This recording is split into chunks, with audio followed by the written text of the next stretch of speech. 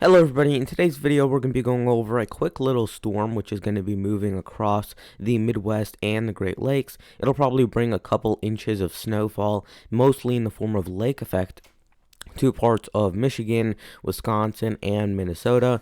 And then we're going to also, at the end of the video, be discussing the cold air, which is going to be moving into the east. For those of you wondering about that storm, which we were talking about just a couple of days ago, that could bring snow to parts of the coastal Northeast, it looks like that storm is becoming more, less and less likely to occur. So it looks like this is going to be mainly just one big shot of rain, and then eventually we'll see the cold air come by on the back end. It doesn't look like we're going to see any extra snowfall, at least for those areas. So if anything does change, of course I'll keep you updated, but as of right now, it looks like there's a fairly good shot that this storm just moves through. We get a little bit of rain or maybe snow in parts of the interior Northeast, and then it moves out. So starting off here with the National Weather Service page, you can see that we do have some winter weather advisories up into Montana and Wyoming. We have some freeze warnings into central Alabama, and then we also have some frost advisories in central Georgia and central South Carolina. We have some red flag warnings up for southern California, and other than that, we don't have many other watches or warnings currently in place. Yesterday, we had a high temperature of 86 degrees in Fort Myers, Florida, Coolidge, Arizona, and 5 miles south of Yuma, Arizona. All of them got up to 86 degrees. The low temperature was around 5 degrees, 2 miles east of Salina, Minnesota, and then we had a highest rainfall report of about 3.18 inches in Biscayne Bay, Florida. The highest snowfall report was 2 miles north of Keldon, Michigan, where they got around 8 inches of snowfall, and that's all the way up in the UP of Michigan.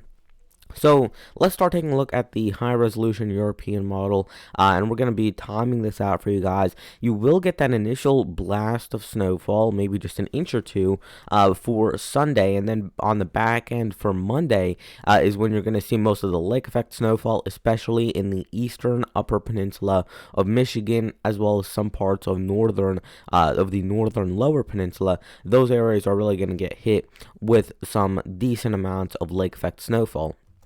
So here's a look at for Sunday, and you can see this is Sunday morning, so we have some snow up into northeastern Minnesota, northwestern Wisconsin, so our areas around Duluth and that area right there could be dealing with some light snow accumulating. It will be cold enough to accumulate in most spots, so you'll be right around 33 or 32 degrees, so accumulation, if it is snowing, it will probably be sticking for the most part in these spots. And then if we move this on to Sunday early afternoon, that snow continues to move on to the east. We have a disconnected system. We have one batch of precipitation and moisture to the south, and then we have another one further to the north. So if these were to connect, which it doesn't look like they will, at least over the Great Lakes, then you would probably be dealing with more intense snowfall into these areas. But the fact that they are disconnected, at least up until this point, is going to mean that we could definitely see a weaker storm that moves by a little bit quicker, which means that we have less snow to shovel away after this is all said and done with.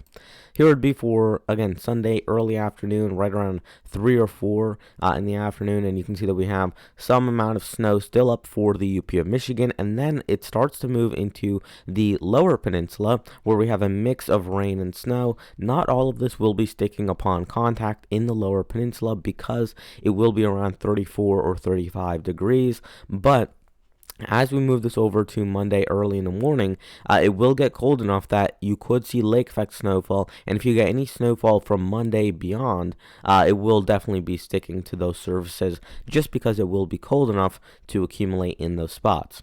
Here's a look at what the European model is showing for this event. You can see not a ton of snowfall, although one thing that you will notice is that we do have a little bit of a heightened amount of snow in the eastern upper peninsula. It looks like that area could be getting a bit more than that. The European model is the lowest out of all of the models that we're going to take a look at, and it's only showing about 3 inches maximum, but it looks like some of these spots could be getting closer to 6, 7, or 8 inches if the lake effect snowfall plays out perfectly in those areas. You also do have some amount of light to moderate snowfall in northwestern Michigan, as well as for the western UP. Again, this is not going to be a huge event, but I did want to cover it just because there is not a lot going on in terms of the weather right now. We already covered the temperatures, which would be the other main weather story.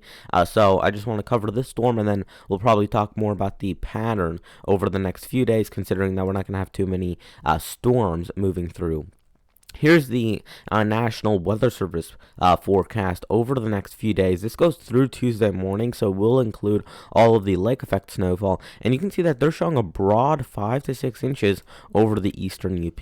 I think this is a little bit overdone in terms of the scope of it, but I do think that there could be small bands where you get maybe 6, 7, or 8 inches of snowfall, but widespread, I'm thinking more around 3 to 4 inches for that area. Northern Michigan as well could be getting in on about 1 to 2 inches, especially if you head a little bit inland, and they would even put up maybe 2 or 3 inches in the western UP if this were to be accurate.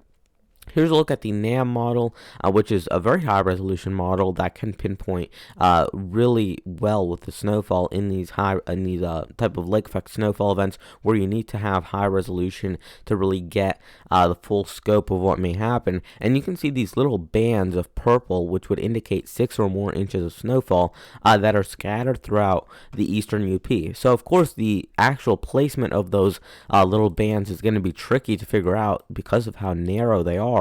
But wherever those bands end up, that area will probably get a maximum of around 6, 7, maybe even 8 inches of snowfall. So there will be some bullseye spots that can get really high amounts compared to the surrounding locations. And these little bands of snow may only be a couple miles wide. They might only be 5, 6 miles wide. They're not really going to be massive bands of snowfall, but if they linger over your area for long enough, they could definitely start to add up. Here's a look at my snowfall forecast. This is going to be going from Sunday through Monday in the upper Great Lakes. I'm looking at less than 3 inches of snowfall up into northeastern Minnesota, northern Wisconsin, the UP of Michigan, and northwestern Michigan as well. And this would also include lake effect snowfall that would go on until Monday evening. So this is where you could see some amount of accumulation, but again, it's not going to be a crazy amount of accumulation either way, even if you are at that maximum 2 or 3 inch scale of this. So again, this is not going to be a huge event. It is just going to be a minor one.